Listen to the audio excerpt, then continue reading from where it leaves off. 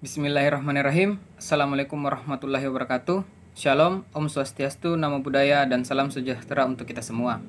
Perkenalkan, nama saya Arham Talib, NIM 190240516. Video kali ini merupakan bagian dari ujian tengah semester mata kuliah Manajemen Sumber Daya Manusia dengan dosen pengampu yaitu Ibu Fibri Indira Lisanti, SPD MPD. Baiklah, untuk mempersingkat waktu, kita beralih ke video pembahasan. Baiklah, untuk pembahasan pertama yaitu sejarah singkat manajemen sumber daya manusia. Sejarah manajemen sumber daya manusia merupakan bagian yang tak terpisahkan dari manajemen pada umumnya. Sebelum permulaan abad ke-20, manusia dipandang sebagai barang, benda mati yang dapat diperlakukan sekehendak hati majikannya. Manusia tidak dihargai karena dianggap sebagai salah satu faktor produksi yang disamakan dengan mesin, uang, dan sebagainya.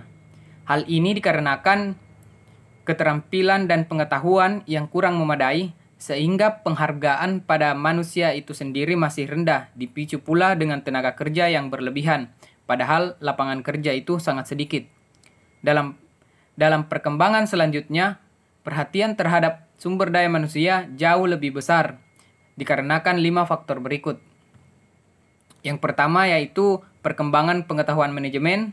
Kedua, kekurangan tenaga kerja pada Perang Dunia Pertama bagi negara-negara yang terlibat perang. Selanjutnya yaitu kemajuan yang dicapai oleh serikat-serikat pekerja. Kemudian, semakin meningkatnya campur tangan pemerintah dalam hubungan majikan dan buruh.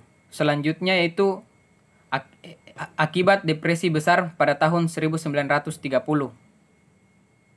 Jadi, itu sedikit sejarah singkat dari manajemen sumber daya manusia. Kita lanjut ke pembahasan berikutnya. Untuk pembahasan selanjutnya merupakan pentingnya manajemen dalam manajemen sumber daya manusia. Jadi, mengapa manajemen sangat dibutuhkan? Manajemen sangatlah penting bagi kehidupan di masa sekarang. Selain dari kehidupan sehari-hari, manajemen juga sangat dibutuhkan oleh perusahaan untuk mempermudah dalam mengelola pekerjaannya. Secara umum, manajemen adalah suatu proses di mana seorang dapat mengatur segala sesuatu yang dikerjakan oleh individu atau kelompok. Manajemen perlu dilakukan guna mencapai tujuan atau target secara kooperatif menggunakan sumber daya manusia yang tersedia. Oleh karena itu, menurut saya, bidang ilmu yang sangat berpengaruh adalah manajemen. Karena hal ini merupakan hal yang sangat mendasar karena segala hal, baik itu politik, ekonomi maupun sosiologi, tidak akan berjalan lancar tanpa adanya manajemen yang baik. Baik, kita lanjut ke pembahasan selanjutnya. Untuk pembahasan ketiga, mengapa manajemen sumber daya manusia itu sangat penting bagi suatu instansi atau perusahaan.